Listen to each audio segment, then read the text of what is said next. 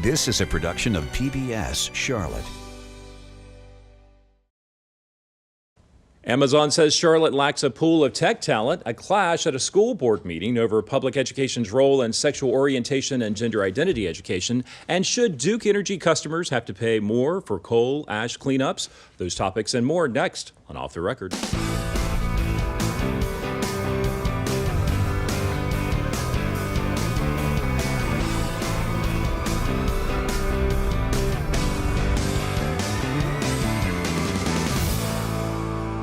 Good evening. Welcome to Off the Record. I'm Jeff Rivenbark. In the next half hour, we'll take a look at the headlines that got our attention this week. But first, my guests are John Paul Gallis with Greater Charlotte Biz, Eli Portillo with the Charlotte Observer, and veteran broadcaster B. Thompson. We're so glad to have you here. Last week, Amazon announced that Charlotte wasn't on the short list as a location for the company's second headquarters. Now, Eli, let's start with you first. I know that you've been on the Amazon beat a lot this week. In one of your articles, you quoted Ray McKinnon. He's the pastor of South Tryon Community Church, United Methodist Church. He's also a member of the Charlotte Housing Authority's Board of Commissioners. McKinnon says, "I'd call it a dodged bullet, frankly. Charlotte hasn't figured out already how we handle this crisis of housing. To add the headquarters of Amazon to the mix would, I think, just be too much too soon." And I'm sure, Eli, a lot of people probably feel like Pastor McKinnon. Yes, if you look at Seattle, where Amazon is headquartered, and they have about more than 40,000 workers, they've consistently led the nation in rising home prices, rising rent prices for the last few years. And you'll hear a lot of complaints from people in Seattle about the city becoming more crowded, being taken over by tech workers, and I've even seen articles about programmers coming to dominate the city. And in one sense, it's a good problem to have. The problems of growth tend to be better and more easy to solve in some ways than the problems of decline. But people are looking around now and kind of dusting themselves off and repairing their bruised egos a little bit in Charlotte after not making the short list. And if you're looking for a silver lining, that could be one. We now have some breathing room, maybe a chance to step back and say, gee, the city's still going to grow. This would have been a ton of jobs to absorb and probably would have pushed up our housing prices even more. What can we do about this now? And let's talk a little bit about those rents, because in one article I read, I think it was yours, rents jumped from $1,020 in 2010 to $1,647 in 2017. That's in Seattle. And that was like a 60% increase in the rent prices. We've already seen astronomical rent prices here in Charlotte. So my goodness, if we would have gotten Amazon, who knows what the rents would have been? I think for me, I have to agree with the pastor. It was a bullet to be dodged, and think about it before you get ready to pull the trigger on something else like that. Because here in Charlotte, we already see that because we are a large metropolitan city in the Southeast, we do get a lot of people who come here looking to get their lives started. And when you start talking about the jobs for them, would those individuals be eligible for those jobs through Amazon? My guess would be, since they're saying tech workers, they wouldn't have been. So the vast majority of people who are already here who would have been looking for jobs may not have fit in that. But while they're looking for a job, they're also looking for a place to stay. And here in Charlotte, we're looking at that average cost of an apartment. If you're talking a one-bedroom apartment, over $1,000. You've heard me say it before. I truly believe that by 2020, if you make less than $50,000, you're not going to be able to stay in Mecklenburg County. And if you work here, you're going to live someplace else and have to commute in here. Now, had something as large as Amazon come and we're not prepared for that yet, we're not handling the number of homeless individuals and families. We're not handling the number of people who don't have the skills and their income is minimum wage or less. So what happens to them when you're courting the top side, but you're forgetting about the other side of your community? That was what concerned me. So I'm sort of happy that we didn't get this. And I agree with Eli that this is a good time to reassess all those incentives, and that's something else. How much would you have to give to get them to come? But we can't even give that to house and take care of the lower income people who are already in this community. That's a concern for me. Let's try to put this in perspective. Charlotte's already a rapidly growing city. since the year 2000, we've had an increase of about 40% of our population base. And it's projected that growth over the next 23 years will be another 400,000 people coming to this city. That's a remarkable growth all by itself without another 50,000 coming from Amazon. How we plan to deal with that is an issue that I hope our city and county are looking at. We have problems today the way we are, but we ought to be anticipating those problems and planning to resolve them in some way, or at least modify our plans so that people coming here can be accommodated. Let's talk a little bit about the lack of tech talent, because that's one of the things Amazon told some of the media this week about. Charlotte did not have enough tech talent individuals in Charlotte. Eli, what do you say to that? What can we do to change that around, or what is already maybe in motion to try to prepare us for the next Amazon that may come our way? Well, I think the biggest hole or gap that we've seen highlighted is the lack of a major research university in Charlotte. That is a pipeline for tech workers, and although UNCC and the other schools around here have some great programs, when you look at Raleigh, which did make the short list, and see, the 3 flagship campuses there, that's a big difference. So I think this community will need to look at how we invest in institutions like UNCC, how we can continue to grow them, and how we can plug some of those deficiencies, those gaps, by investing more in what's already here. I do think it's important to note that some of the cities that made the short list have smaller pools of tech talent, depending on how you define that, than Charlotte. So clearly that wasn't a complete disqualifier. Some cities like Nashville have fewer tech workers and still made Amazon's shortlist. So we need to kind of look at holistically what is Amazon looking for, and what's the next company going to look for, and what can we do for that? The excuse that's being used that Charlotte doesn't have a sufficient tech talent pool was put forward in a conversation between someone from Amazon and Ronnie Bryant from the Charlotte Regional Partnership. When you look at the numbers, which basically have been provided by CB Richard Ellis, we've got about 47,800 tech workers today, but that's a dramatic increase from what we had just 2 or 3 years ago, where it was less than 30,000. We're projecting, our experience is that tech talent has grown by 77% over the last few years, and that's likely to continue. The influx of people we're having move here are taking advantage of tech jobs that are open. They're getting trained for that, and those numbers will grow dramatically. And the reality was that Amazon wasn't going to be setting up their program here immediately. It was going to happen 3 and 5 and 10 years down the road. So they would need a gradual increase of tech workers. I think that was a smokescreen and a phony excuse for not coming to Charlotte. I have to wonder about the incentives, what Amazon was going to get back. And when you look at the different cities that they are considering, and Eli, you made a great point about cities that compete fiercely with each other, that are close to each other, and yet there are other smaller cities that some may consider in the Rust Belt of America that made the short list and Charlotte didn't. So it brought up the question in my mind, incentives. What is it that they want? How much do you want to sweeten the pot? And then I wonder, cities and counties, are you setting yourself up so that from this point forward, you're always going to have to go deeper in your pocket than the corporation that wants to come and sit in your house? That should be a concern to local taxpayers. Are we getting the bang for all the bucks they expect us to put up? And we haven't seen the incentives offer yet. The Charlotte Regional Partnership has been very tight-lipped about that and said they're not going to disclose it. Raleigh is still in the running, so the state hasn't disclosed any information about that because they say it could hurt that bid. But given what we've seen from other communities, it's likely to be in the billions of dollars. And that's a ton of money to dangle for a company, even though incentive supporters make the argument, well, you get it back in payroll taxes down the line and property taxes. That's a huge chunk of money. And a lot of people have pointed out that Amazon has cities in very close proximity that are likely to compete with each other on their short list. Newark and New York, Northern Virginia, Maryland, and DC. So they're likely trying to gin up even bigger incentives offers and find out how much they can really get. It is interesting this week, David Borax with WFAE actually interviewed Ronnie Bryant and was trying to probe a little bit to find out what was in that incentives package. And as you said, Ronnie did not bulge at all. But he did say this is a dynamic, competitive region, and I cringe sometimes when I hear people say, well, where did we mess up? Where did we go wrong? We did not go wrong. Again, those words from Ronnie Bryant. I think it's important to, again, to look at this and say, we don't really know what was in that package. I haven't met anybody that actually saw what was inside that package. We know it was a pretty box, though. That's true. Yeah. But the city and the county put public money into that. The CRP is a public-private partnership.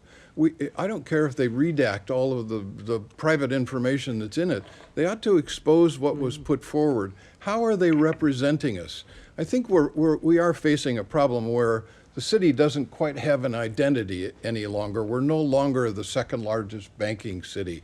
We're trying to figure out who we are and who we want to come to this region. We've been successful in attracting MetLife and Allstate with over 1,000 workers in each case. But what's the future of this? Do we want more banking and insurance kinds of companies? Do we want more advanced manufacturing? We ought to be more purposeful with the money we're putting forward to attract jobs for the people who are here, not just jobs for people coming from elsewhere. So I think this may have been a bullet. It was good we didn't bite. I agree. All right, well, we're going to shift gears a little bit and talk about something else. Things got very heated at the Charlotte-Mecklenburg School Board meeting Tuesday night. In a 7-2 vote, board members agreed to expand the district's multiculturalism policy, which defines diversity in terms of race, religion, national origin, and gender, as well as gender identity, expression, and sexual orientation. Now, more than 24 folks spoke out against the policy change, and some of the parents said, let us take care of talking to our kids about sexual identity and sexual expression at home, and schools, you focus just on public education. Flip Benham was one of the people who spoke out and addressed the board. He said, you can't make a moral wrong a civil right. He went on to talk, and when his time was up, he approached the dais, and he had to be escorted out of there by security officers. Just a very interesting meeting all the way around. Well, the public comments that came out at that meeting were actually quite frightening when one speaker actually left the podium and approached the members of the school board. I wasn't quite sure what was going to happen at that point. But I think, again, you've got to take a step back and think about what's being put forward by the school board and by the school administration. I was at an event recently with Dr. Wilcox when two individuals at the meeting asked him about this policy, and his response was, look, this is not an effort to teach people about different cultures as much as it is to stop bullying in our schools. We want to provide a safe environment for kids. I think in this particular case, the minister that you mentioned who walked towards the board members, I think you have to be aware that some people are trying to push up their own brand. And we've seen it over the years that people can take an issue and say, I'm going to own this issue. And they show up at things and they put forth a lot of bravado in what they're doing. First off, don't walk up on somebody like that. You're going to get knocked out. I think it's interesting, too, how this shows that LGBT issues are still very potent political force. I mean, we've seen, since Amendment 1, we've seen the non-discrimination ordinance in Charlotte, HB 2, now this. Folks know that if you want to bring a lot of angry people to a public meeting, this is an issue that you can really go and throw some bombs, so to speak. But to John Paul's point of teaching children, it is wonderful if parents would do that, if all parents would handle that issue in the home. But we have seen it over the years when it comes to sexual education, and parents say, we want to teach our children. Some parents will. A lot of parents won't. They don't want to talk about that with their kids. And as you pointed out, this was about bullying. And with sex education, until the school system took it over, a lot of kids didn't get sex education until they went out and experimented on their own.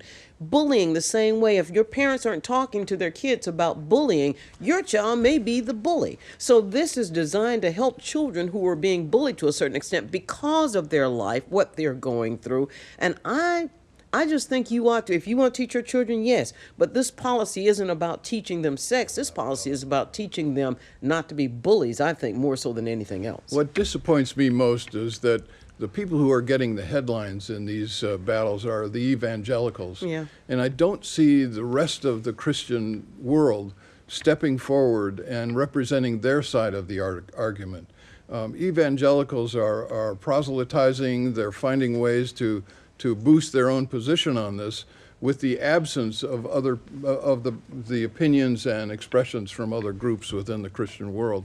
And I think there's a real need for more balance in that regard. This week, Education Week announced its 2018 Quality Counts report. School funding and school achievement dropped North Carolina to 40th out of 50 states in the District of Columbia. North Carolina got a C, or 70.6 out of a possible 100.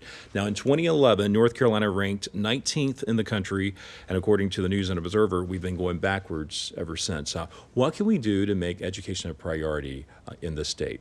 In my mind, I'm thinking, we always say money, but money does make a difference. We've had politicians, people are always paying lip service to saying we're going to improve education, we're going to improve this for kids, but have you improved the amount of money you spend per child in this state? There's been so much infighting in Raleigh about other things, and then you say, but of course we want the best education system, and then you don't do anything about it. You said the rating came up at 70. In my book, that would have been a C minus if you got a 70 out of what you should have gotten. And also, if you don't pay people, I will always say it, pay people, somebody to go in that classroom. Most of you will not go in a classroom and stand there 8 hours a day with people that you don't even like, much less try to teach them. But these are educators who have dedicated their lives to this, and then you tell them, you don't have any money to pay them. If I were an educator in another state and everything else about North Carolina I love, but I know that I can't afford to live here because I'm not going to make money for the profession that I've dedicated my life to, I wouldn't come here either. And this also relates back to our first topic, Amazon. You know, when you've got major companies that are considering moving to our region, they are looking at these reports, and they are placing a lot of value on some of these reports. Right. The people who work for tech-heavy companies like Amazon, Apple, Google, when they're considering relocation, they're also thinking, where am I going to raise my kids? And they're looking at these rankings, and you know, however much stock you put in these rankings, they're an easy way to compare states. And nobody in economic development wants to put on a big poster, come to North Carolina, your kids will grow up here in the 40th out of 50 school system. That doesn't really fit with the new workforce that we need to be building to move forward. We ought to wake up to the educational crisis that's being created. Technology and artificial intelligence are outpacing human intelligence, and we've got to find a way to boost our schools in a way that advances education more rapidly in more people. There's no way that we can keep up with that with technology if we don't improve our school system. Well, our next topic, how would you like to pay an extra $20 a month on your power bill? Well, the North Carolina Utilities Commission held a public meeting in Greensboro this week so the public could express their concerns over a 16.7% rate hike request from the Charlotte-based Duke Energy. Now, Duke says the increase is necessary to help cover the cost of the multi-billion-dollar cleanup of coal ash dumps across the state. They also say the extra money would help the company modernize plants and comply with state and federal laws. Do you buy it? No, and I'll tell you why. If you go back to the Public Utilities Commission's files and go back for every rate increase that Duke has ever asked for, you can find almost the exact verbiage in every one of those listings. We're doing it to clean up or improve services, da-da-da-da-da-da. But this is a different scenario from what we've seen in previous years, because now you're talking about, we want you to pay for us to help clean up this coal ash slurry. Well, I have to wonder, when you were doing this, didn't you consider that then? Or anything that you just didn't think this stuff was just going to stay there and then come back and ask for it? And one of the things that was taken out, and Eli confirmed for me on this, that remember when Duke was giving the water out to all the people who lived near the plants where their water had been contaminated? You know, they asked for the money back. They provided the water, but they want their money back. So you got the good press for giving out the water. But on the back end, you're saying in a rate increase, we want that money back. So my question is, why aren't shareholders being asked to shoulder some of this cost instead of every time going to ratepayers? Because our money doesn't necessarily change. I know as a business, you want to give your shareholders some type of return on their investment. But as customers, if we do everything you asked us to do, we've got those bulbs that don't light up fast enough, we've cut the heat down, we've done everything except get in the room and all get under a blanket. And we brought our costs down, but you're taking your cost up. Tell me how that makes sense to the public. I think when I hear stories like this, I think about the person that's living on the fixed income out there who says that extra $18 a month potentially could really impact whether I can buy another can of beans or not. This is pretty serious, especially for folks that are on a fixed income. Yes, and this dovetails with the first topic we talked about, increasing housing prices here. You know, I've spoken with seniors in recent months who are on Social Security mostly, and one gentleman I've spoken with, his rent was about $650 in 2012. Now it's almost $900. And Social Security has not increased 45% in that time, obviously. So a lot of people will say 18 bucks a month, okay, whatever, and they'll absorb it and probably won't even think twice. They might have Duke auto billing them. It'll be like nothing. The people who will really suffer and feel the pinch are the people who are counting out every last penny and trying to make things work in a city and state that's growing more expensive very rapidly. And the problem with that, when your rent goes up from $600 to $900, many of these folks then have to find another place to live that may be further away from the uptown Charlotte, so to speak. Going back to you're not going to be able to afford to stay here. And it's that little nickel and diming on people's money. $18, if you're on a fixed income, that's your groceries for the week. Well, I'm 18 to grateful. 20 bucks. I'm grateful for the Public Service Commission. It's important to remember that they are the public's representative before our utilities, and they need to step up and ask tough questions before any kind of increase is implemented. I do want to throw this out and get your reaction. Jeff Brooks is a company spokesperson with Duke Energy, and he said coal has been an important part of our state, and every time we flip a light switch, part of that power comes from coal, and part of that power generates coal ash. As consumers, we have all participated in that process. He said it's Duke Energy's job to responsibly manage that coal ash and make sure it's handled appropriately.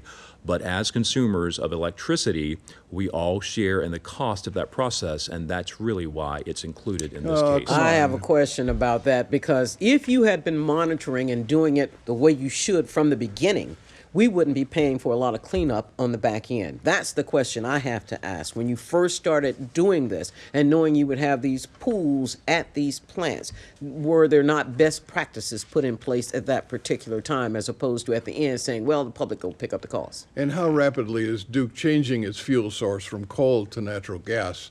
They've had the advantages of that for several years, and that's going to continue to be a benefit to ratepayers as well as to the stockholders of Duke. There are a lot of these issues that they've got to come and be a lot more honest with us. I can see the argument, though, that maybe we have been unconscious consumers for too long, not even considering where the energy comes from when we flip on our lights. And if nothing else, maybe this will make more people think, what is the consequence of this appliance I'm running, if they're not already doing so? And then we'll be told the rate has to go up because the amount of money that they're bringing in is gone down. Well, we have about time for one more story, about 2 more minutes left, rather. After heated protests last year over the Keith Scott shooting and immigration, Charlotte City Council pulled the plug on broadcasting the Citizens Forum. Now, you may recall lots of speakers got up in front of the dais and they were shouting obscenities to city council members last year. Well, on Monday night, City Council voted to resume broadcasting these meetings. Council also voted 8-3 to live stream meetings and allow people to comment. What's your take on this? We know that a lot of people get their news through social media now. A lot of the younger council members are advocating for live streaming and more engagement with the community. But you've got some of the older folks, Ed Driggs in particular. He said, this isn't as simple as people make it out to be. I'm in favor of transparency, but we run the risk of having a shouting match on social media. How do you balance? I agree with Ed Driggs on this one. I think the reality here is that our city council has changed. It's become much younger. They believe that we ought to have a more open system. But a public comment period is like an expansion of social media where anybody can say anything and create their own fake news. We've got to be more responsible with our public and local issues. And I would defer to Ed Driggs on this one and suggest that maybe we shouldn't be publicizing all of these comments. Well, as the millennial, I'm going to have to disagree with you here. The town square has really shifted into the digital space now, and The problem with not doing this as the city is someone else can do it. I could take out my phone at that meeting, live stream it.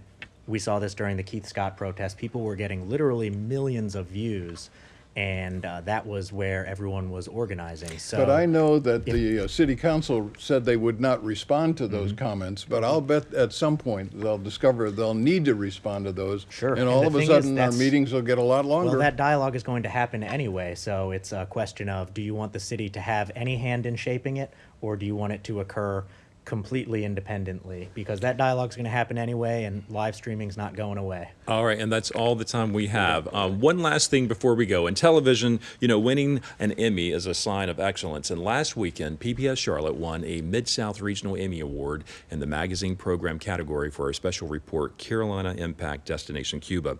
Congratulations to these folks you see on the screen, Doug Stacker, Amy Burkett, and Jeff Sonnier, and the rest of our team who worked on this program. And thanks to you at home, our members, because, we couldn't do what we do without you and your support. So we do appreciate and acknowledge your contribution as well. We also want to thank my guest this week, John Paul Gallas, once again with Greater Charlotte Biz, Eli Portillo with the Charlotte Observer, and B. Thompson. So glad to have you all here with us today.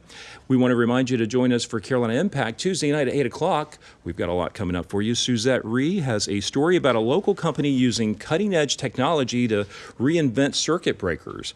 Plus, we'll tell you why more city dwellers are raising chickens these days. And do you enjoy beach music? If so, we'll visit Lynn's Dance Club right here in Charlotte, and many consider it a shagger's paradise. Those stories and more Tuesday at 8 on Carolina Impact. I'm Jeff Rivenbark. From all of us here at PBS Charlotte, we'll see you back here next week. Thank you.